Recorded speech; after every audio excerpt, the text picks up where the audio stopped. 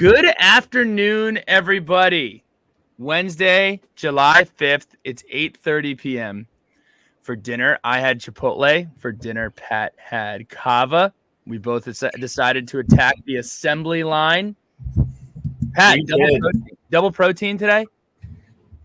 Single protein, avocado, heavy on the corn, loaded up with feta.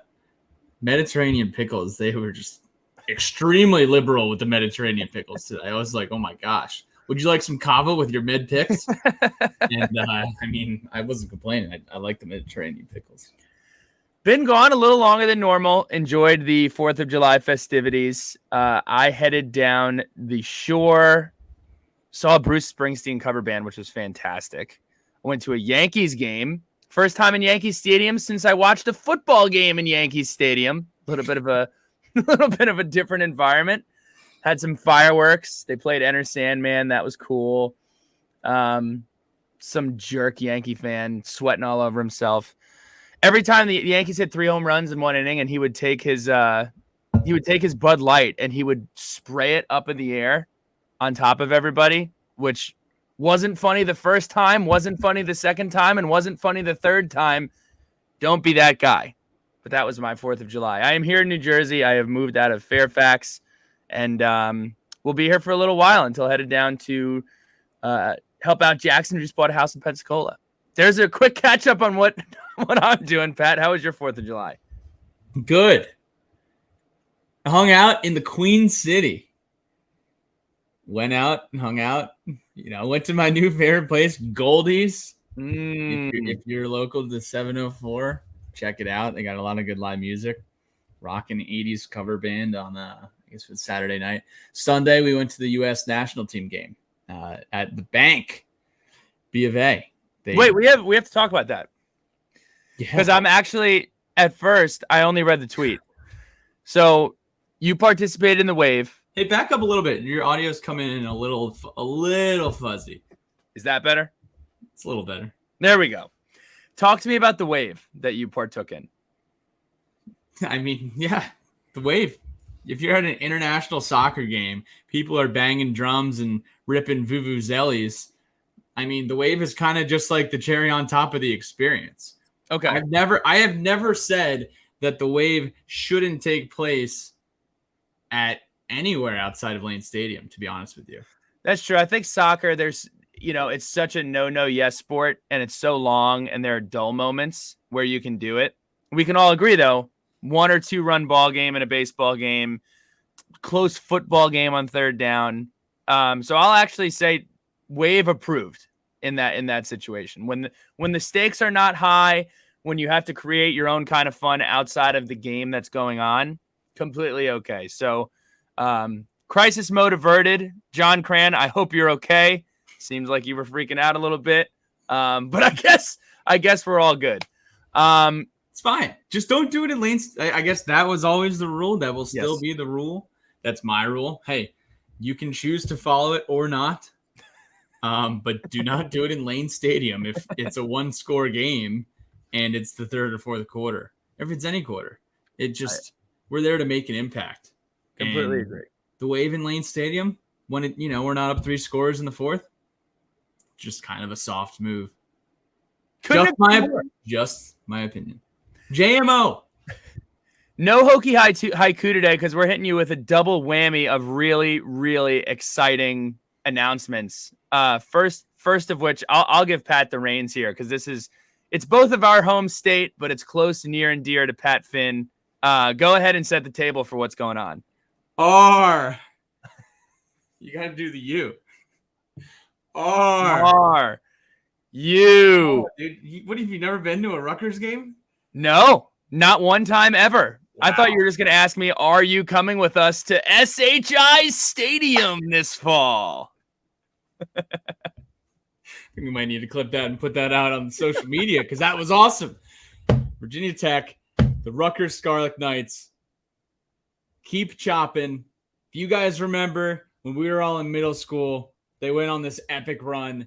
They were tearing it up on Thursday night. You got Jeremy Ito kicking the game-winning field goal to take down the number 3 Louisville Cardinals. in 2006. And Ito, remember the Skycam when the Skycam was like very much an infant stages thing? Jeremy Ito points at it.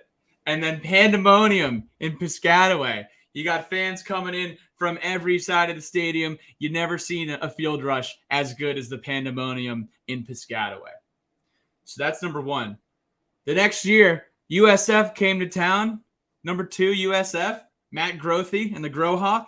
And Rutgers said, no. This is 2007. And you know what happens in 2007? If you're the number 2 team or the number 1 ranked team, you're not making it 1 week in the polls at that position. You're getting the boot out of the top 5. And Rutgers made sure that they're nowhere near where they were 17 and 16 years ago. However, a lot of Hokies up in Jersey, a lot of Hokies around Philly, a lot of Hokies in the DMV, a lot of Hokies in Manhattan and all over that area. So we are bulk ordering some seats, maybe 50, maybe 75, maybe 100. And we will be putting this information over Twitter, all over Instagram. If you want to make sure that you are in this seating arrangement, please reach out to us on Twitter, specifically in our Twitter DMs. And we want to make sure that you are a part of the action. This is not going to be, we're not sitting on Jupiter. We're going to sit field level. It's going to be awesome. Shoot us a DM. Also, we are working with some of our very talented artistes. And I'll give some credit here. The idea came from the 7-Line Army. Mets fans travel very well. And every year they do a couple of away games where the 7-Line Army all takes over a section and they get to walk away with a t-shirt. So we will be doing tickets. We will be doing t-shirts. We're all going to sit together. We're all going to be loud. We're all going to be proud. And you're going to get the full New Jersey experience. Let us know if you're interested in coming. It's going to be awesome. Speaking of t-shirts, we have a new online storefront. In the spirit of supporting local businesses and the Virginia Tech community, we are moving our storefront production over to the Southwest Virginia shop. That's right. Southwest Virginia shop is founded by a Hokie grad. Class of 2018 excellence, by the way, in case any of you were wondering. All apparel will be made right here in the US of A and shipped to you wherever you are. Hey, look, if you're in China and you want to order some stuff, it's coming from the USA. If you want to order in Australia, you want to order in Germany, that's fine. But the economy will be booming in Southwest Virginia. Additionally, with this partnership, we are offering 10% off of all apparel from the Southwest Virginia shop. Use code SUNSVT. They have awesome stickers, awesome hoodies, awesome t-shirts. I just went ahead and I got myself the Win sweatshirt that they have available. So check it out. Awesome, awesome, awesome stuff. You know, yesterday was the 4th of July, Billy. It sounds like you might have been listening to some Toby Keith. And we are asking you to spend a little more in the store for a tag in the back that says USA. That's right. That is right. So go on down there, Southwest Virginia shop. They're awesome. And check out what they have from themselves and from us. So the exclusive one-stop shop. Recruiting wins. People want to talk about recruiting. I want to talk about recruiting because recruiting is awesome right now. Some more awesome news off of that front. Gerard Johnson has committed to Virginia Tech on July 1st. He is a 4-star edge rusher from Frank W. Cox High School, an 89.76 on the composite for 24/7. He picked Virginia Tech over the University of Virginia. I have no idea what's happening at the University of Virginia. Their recruitment is just horrible, worse than normal. And Virginia Tech is better than normal. So we also got Noah Jenkins. He committed on June 30th, a 3-star athlete from, yes, the Virginia Tech Highland Spring Hokies. He is joining and coming on down from Highland Springs High School. Pat, who did we beat out? Some big names. Penn State and South Carolina. We said, hey, James, hey, Shane. Sorry, guys, we love you, but stay the heck out of the 804. Highland Springs, we are putting a maroon and orange fence around Highland Springs High School. We're saying, do not come in here. You are not welcome. This is Virginia Tech. quick frequency hop, just because you did say we love James Franklin. I know you didn't mean it. Out of James Franklin. Coach Pry and James Franklin have a great relationship. Right? No, not poo-pooing. I just simply want to ask, who do you prefer out of the two coaches from the great state of Pennsylvania? Pat Narduzzi versus James Franklin. The toughie. I love Nard. I'm a big Nard Dog fan. I do enjoy him. He's one of those guys you hate to have on the other team, but if he's your guy, you're probably pretty fired up about it. Great analogy. I agree with that tenfold. Because I think he has more personality, you know? I agree. And I'm just not a James Franklin guy. That's okay. But anyway, James Franklin did mentor Coach Pry into teaching him how to recruit the hell out of the state of Virginia. So currently the Hokie stand is the 8th ranked class in the ACC and the 37th ranked class in America. The class bolsters 3 4-stars and 10 3-stars. Looking forward as we're waiting to hear from Chance Wiggins, who is a 3-star wideout from King George High School and a top 10 player in the state. He announces on his birthday, July 6th, he will be choosing between Tech, Duke, Maryland, and Penn State. Those were his last 4 visits. And a name who has been pretty painful the last couple of years with recruits. Zon Burden is his recruiting coach at the University of Duke, who is recruiting really, really well right now. So interested to see what happens with Chance Wiggins. Who else are we looking forward to hearing from here, Pat? You just say the University of Duke? Duke University. July 6th is tomorrow. When you guys are listening to this pod, we're probably going to have an idea of where Chance is spending his next 2, 3, 4, or 5 years. Now, we also have a big-time athlete out of Virginia Beach who is making his decision on July 13th. His name is Keelan Adams. He goes by Brody. I know Brody is his nickname. Green Run High School out in the beach. Listed at 6'2", 185 per his Twitter account bio. Brody Adams is a 4-star. He's a top 5 player in the state of Virginia. It looks like it's going to be Tech or South Carolina or Alabama or Pittsburgh or Ohio State. That was his final 5 from May 13th. We're almost 2 months away from that. He's making his announcement next week. So a week from tomorrow, a week from Thursday. Right now, just looking at the crystal ball universe, we got Rivals. The Futurecast says that Tech is in the driver's seat with a 60-40 Virginia Tech lean over Pittsburgh. Pittsburgh is at 40.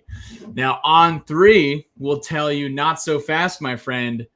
He is a 79% lean to South Carolina. So turn on your tweet notifications for On 3.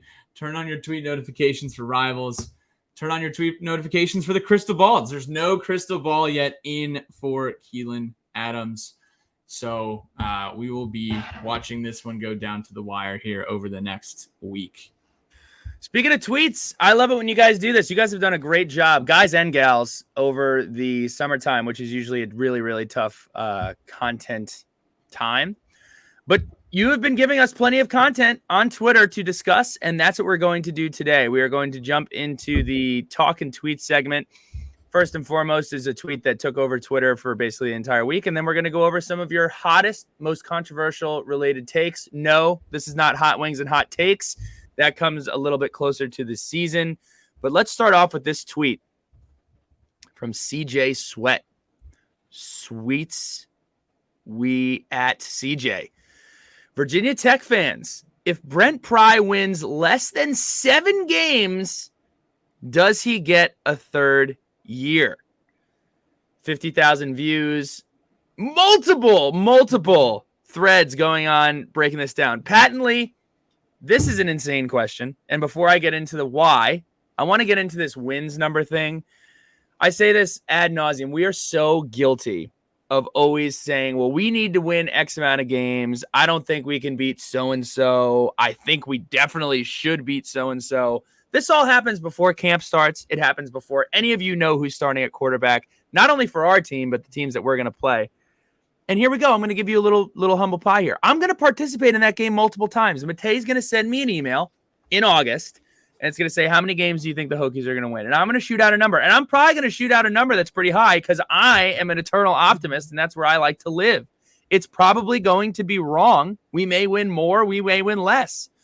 But notice how I said I'm going to guess how many games. It is very rare that you are in a position where you need to judge the tenure of a coach solely based upon how many games that they win. Speaking specifically to Virginia Tech in general, this is a coach who has flipped more than 50% of the roster. He is in year 2 of a rebuild. And again, we do this every single year. Do you think anybody last year in the Big 12 was sitting around saying, hey, we need to beat K-State? Well, K-State won the Big 12 last year. Did anybody have that on their bingo boards? On top of that, TCU, who also is in the Big 12 championship, went to the college football playoff. On the flip side, did anyone anticipate Clemson taking a step back, not only due to DJ Uiagalelei leaving, but also Tony Elliott departing and completely taking their offensive identity and then instilling his offensive identity at UVA? And we have no idea what their offensive identity is. The report card on Coach Pry is not tied to wins and losses. To me, it is tied to recruiting progress, which is happening, on the field coaching improvements, spur of the moment timeouts, handling big situations, which he has taken ownership from, and he has made some staff tweaks. So we're looking to see that. And also finding a way to punch through on some of those close games. You look back at Old Dominion, you look back at Miami, you look back at NC State, you look back at Georgia Tech. Those were all one-score football games, and 2 of them were 1-point football games. I think this is a absolutely ridiculous statement. It's not even a statement. It's more so posing a question, but I think you were getting at it. If we win 7 games next year, I'm going to be a very, very happy individual. I'll put it that way. Liberty fan trying to rally up and rile up Virginia Tech fans. It was a Liberty fan. Okay. I didn't know that. So I just say, grain of salt. That's it. Move on.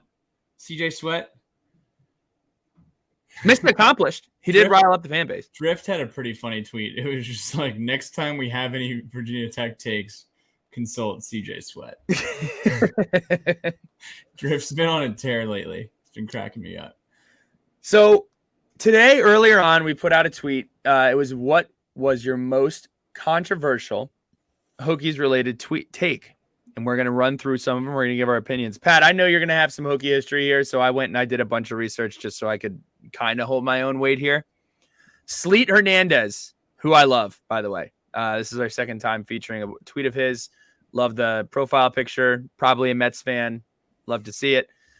He says if they stayed in the Big East, they would have been even more dominant and could have parlayed it into another national championship appearance / SEC invite in the 2010s. Okay. So the first half of your statement, they would have been even more dominant.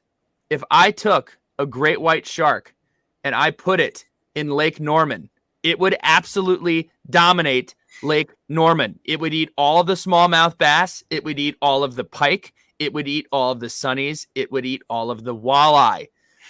Tech and Miami left the Big East in 2004. This conversation is very fast. With Miami leaving, Tech would have been in a very large fish in a very small pond.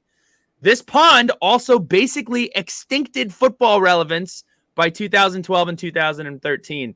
Here are all of the top 10 finishes post 2004 in the Big East. West Virginia finished 5th in 2005. Louisville finished 6th, and West Virginia finished 10th in 2006. 6th ranked West Virginia in 2007, 8th ranked Cincinnati in 2009. Look, post 2004, after Miami's departure, you would have had 2 big in-conference games, West Virginia and Louisville. Pat, yes, Rutgers had a little stint in there as well. I cannot be more against that notion of staying in that league. I actually think it would have decimated and set us back eons. moving to the ACC was great. Not going into the SEC, if that actually was a possibility, was a little bit of a miss. I believe the quicker that you're able to get into, I always want to be challenged. I want to be challenged. If that means that you play against teams and you lose against good teams during the regular season, that's what I want to see. I don't want to be I don't want to dominate a small pond. I want to play the big players out there, and you're just not going to do that in the Big East. I guess what was the ACC putting up numbers-wise in those same years? How many top 10 ACC teams were there? I know like Tech and Miami were both top 10 in 2005, for example, at one point. I know Tech finished number 3 in the BCS in 2007. Some solid Florida State teams where you had Mr. Ponder. Were there top 10 teams, though? I don't think any of those Florida State teams were top 10 ranked teams. Let's look it up. I wonder if we could find that. And then, you had like 2009, Miami was ranked in the top 10 at one point, but they fell out.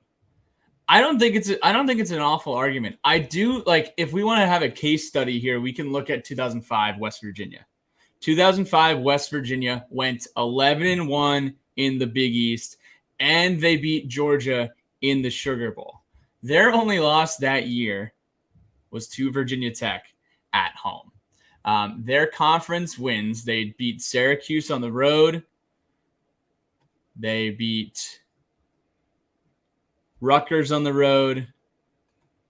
And then the only in-conference game that they had was Louisville at home, which they won in 3 overtimes. UConn, Cincy, Pittsburgh, South Florida.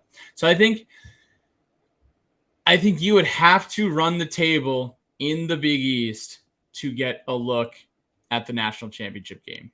I mean, hell, in 2004, Auburn went undefeated and didn't make the national championship. Mm-hmm. Now, you got an 11-1 West Virginia team that didn't get a look for the Natty. I actually don't even think they finished in the top. They finished number 5 overall in the AP, 6th in the coaches. And that was an 11-1 team. So I think it's an interesting debate. I just think you would have to run the table every single year. However, that could have happened. I'm looking at the schedule from 2004 or 2005 for West Virginia, and Tech probably would have run the table.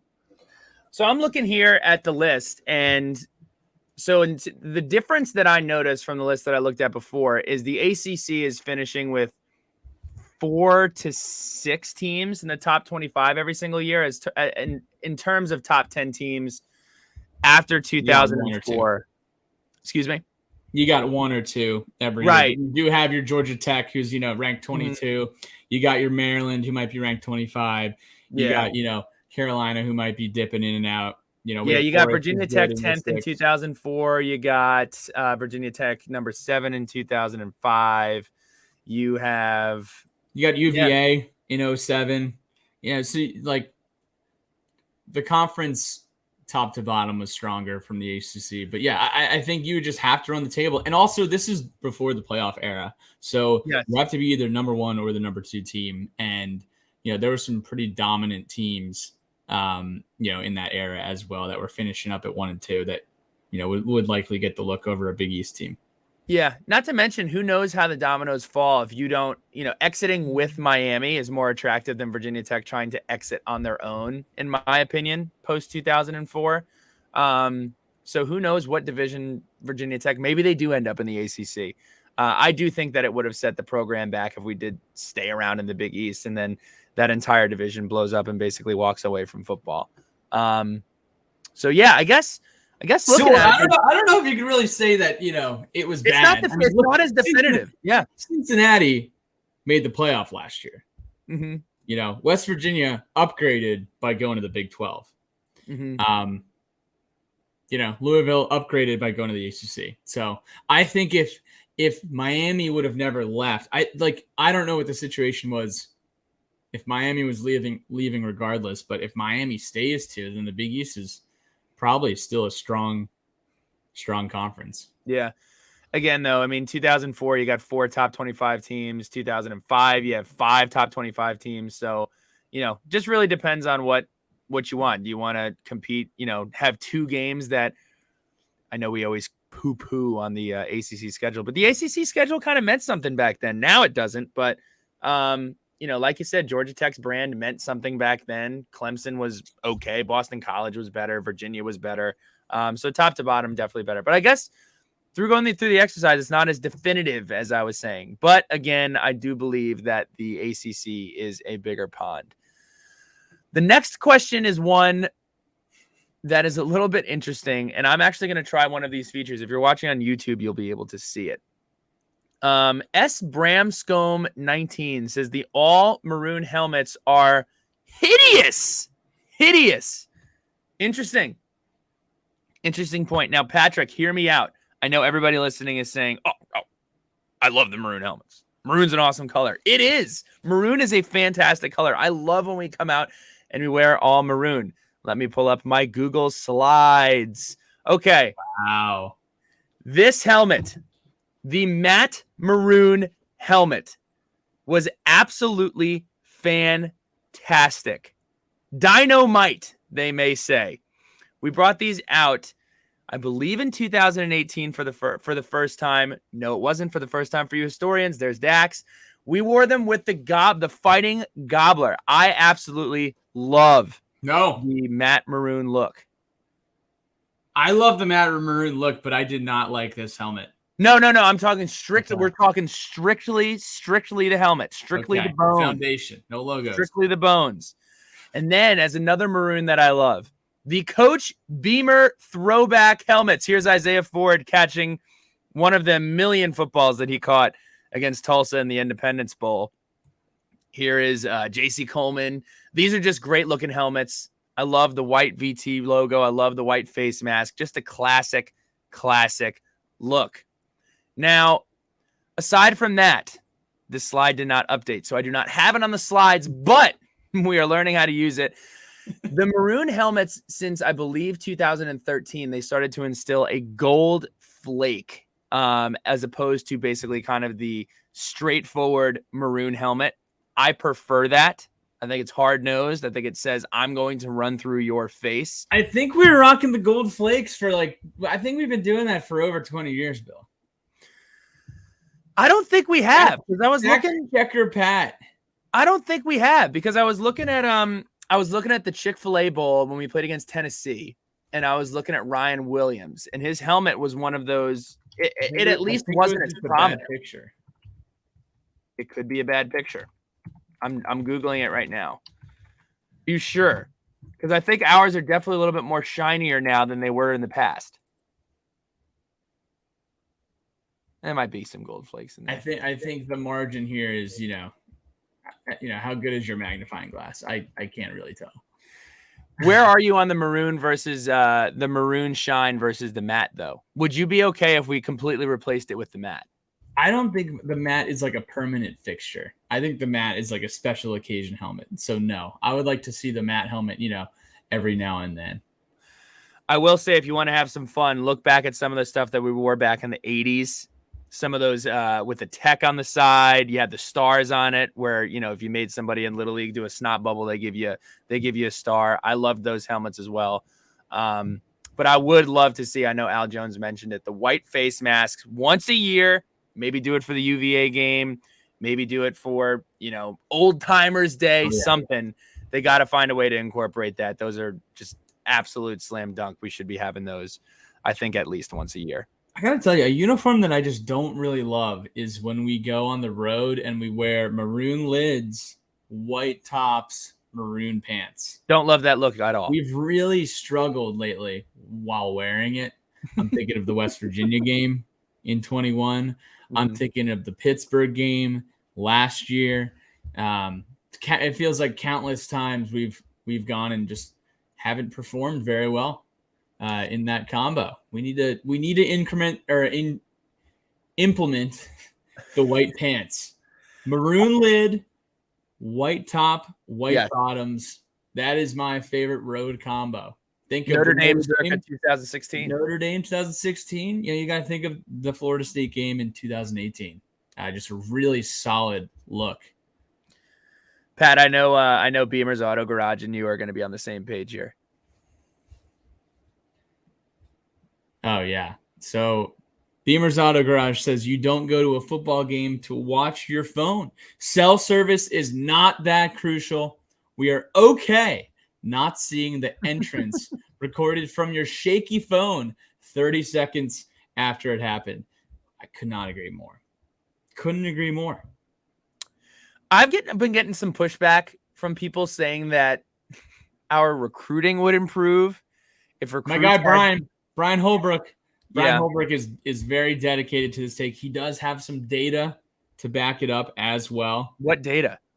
If there's a few articles out there on what some schools have implemented from, leveraging like profiles for every single fan, kind of like a fan journey throughout game day, utilizing Wi-Fi, utilizing data collection. Like they've done a lot of good stuff there.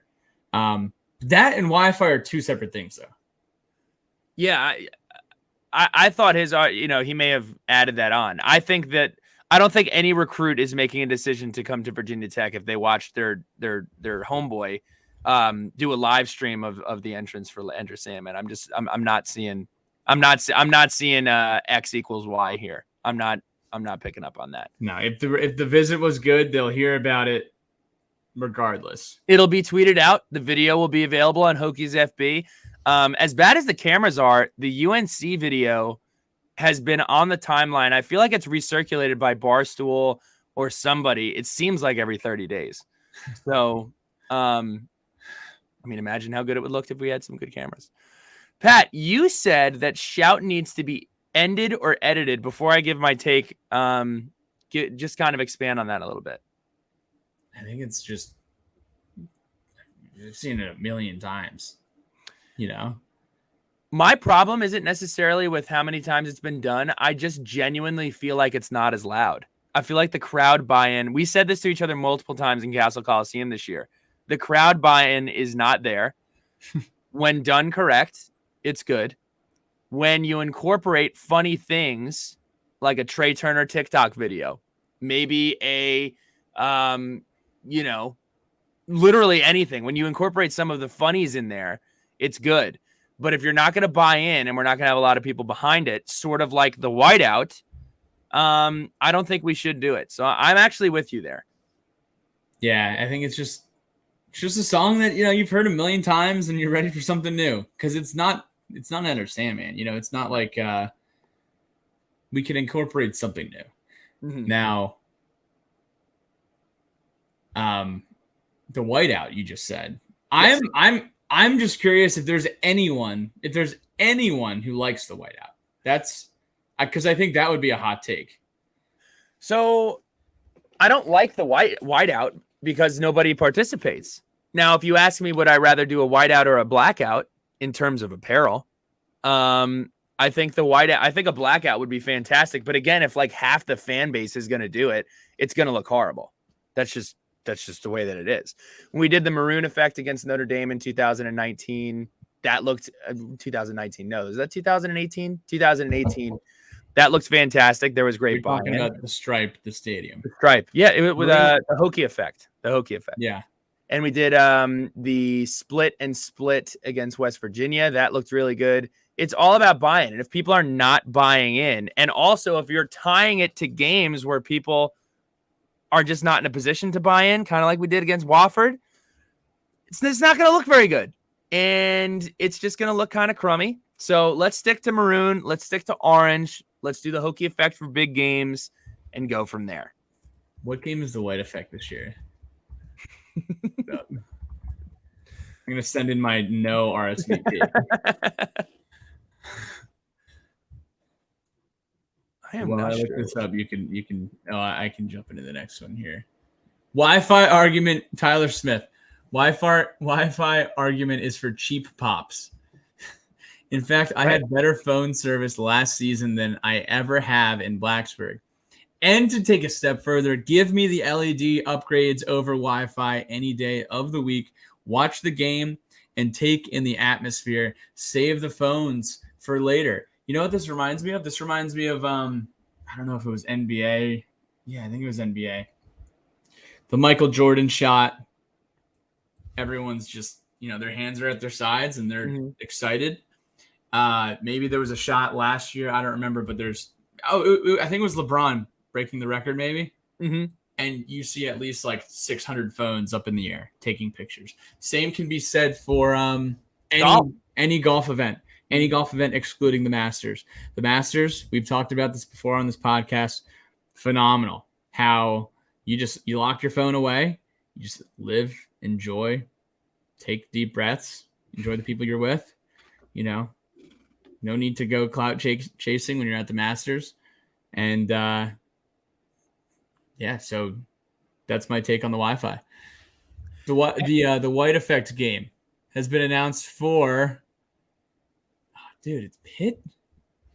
Okay. It's Pitt. Kind of a rivalry game. It's definitely a rivalry game. It's one of the only three. Buy in. Yeah. Like, what if this game is the 8:00 ACC Network game of the week? And all of a sudden, you got a night game, and it's the White Effect, and people are going to buy in. I don't know. Maybe this is the test. Maybe we've seen so many White Effects in the past that have been sour because of the opponent, because of the time of day. You get a night game. You get a lot more time during the day to find a white shirt. So let's use this as our proof of concept.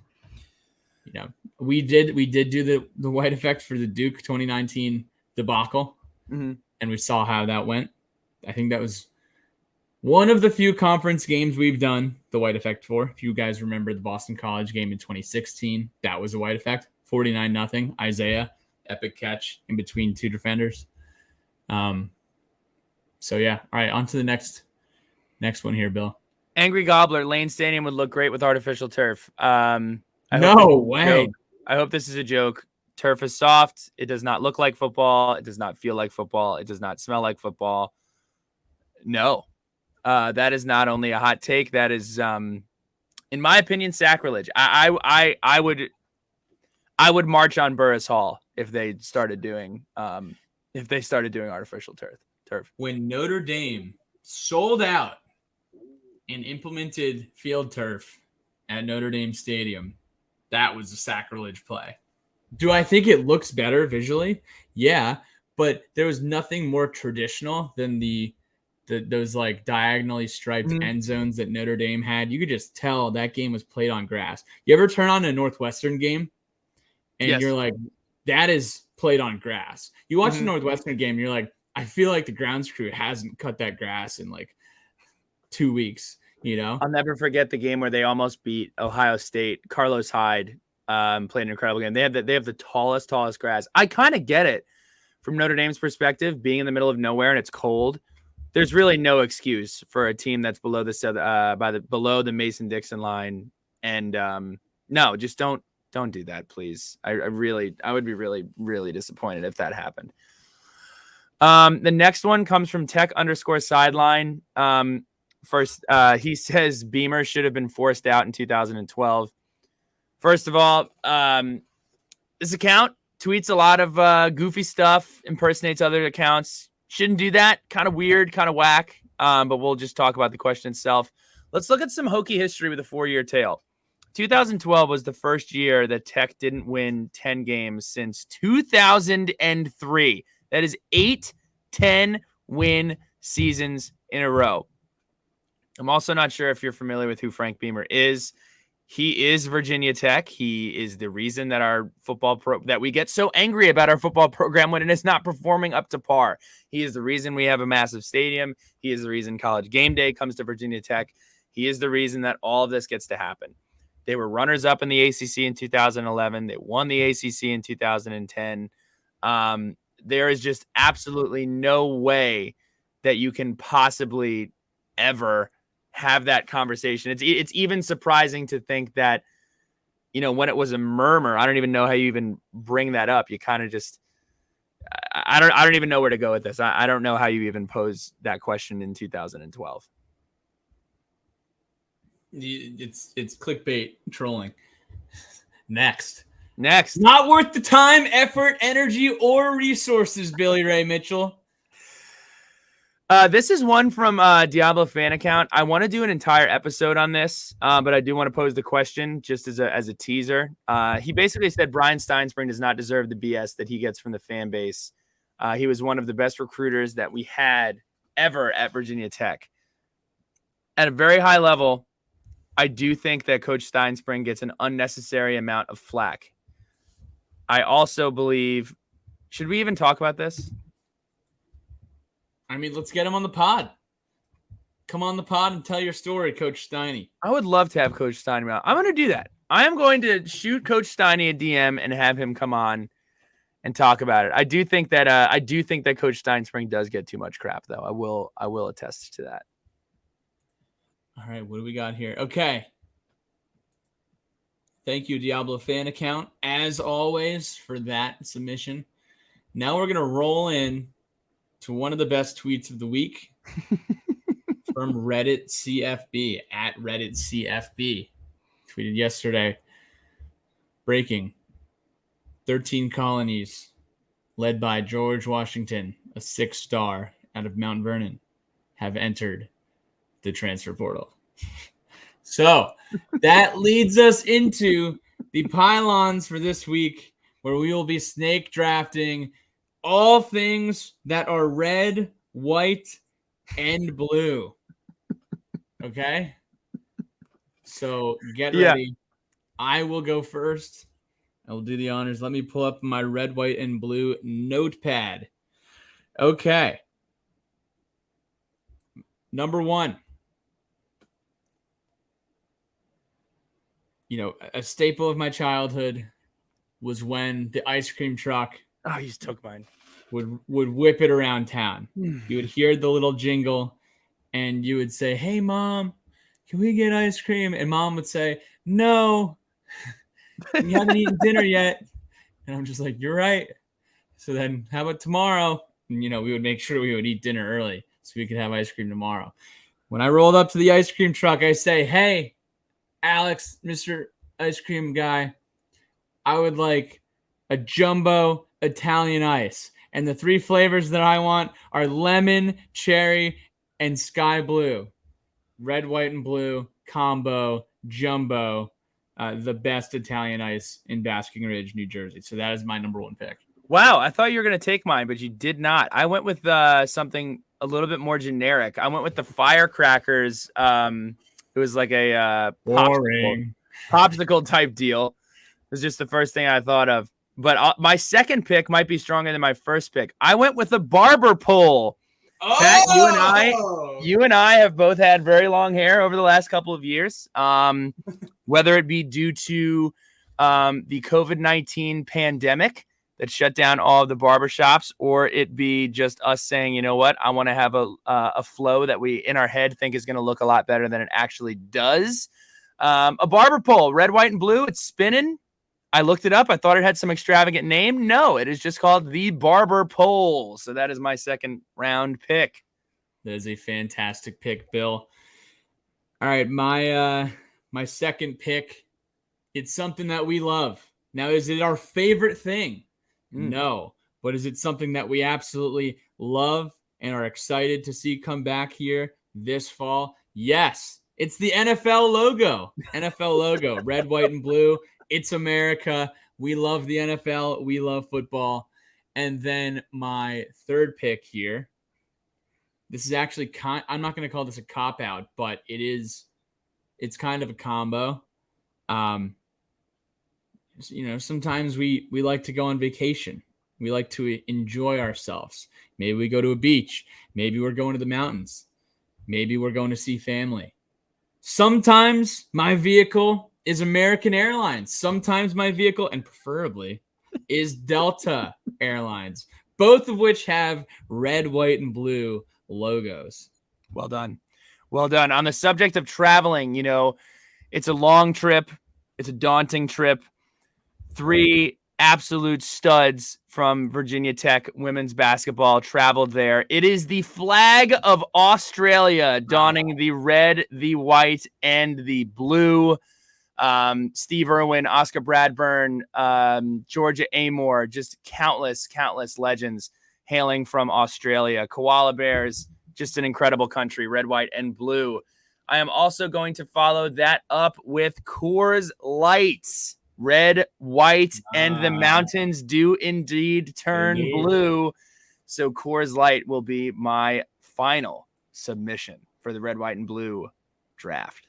My response there, I will say, one, any USA flag. Obviously, the USA flag is the best we could have done here, but that would have been a cop-out. So creativity, bonus points for the Australian flag. Thank you. And then I'm just going to let the whole thing slide. The Coors Light, they're known as silver bullets. I don't know where you're picking the white from. So if you go ahead and you Google the logo, it 100% has white in it. I did this earlier because I thought that you would hit me with that silver thing. But indeed, there is white on the logo, both on the box and on the can and on the bottle.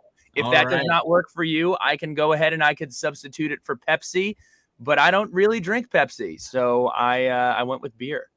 That is more than okay. Well, I'm about to win the draft.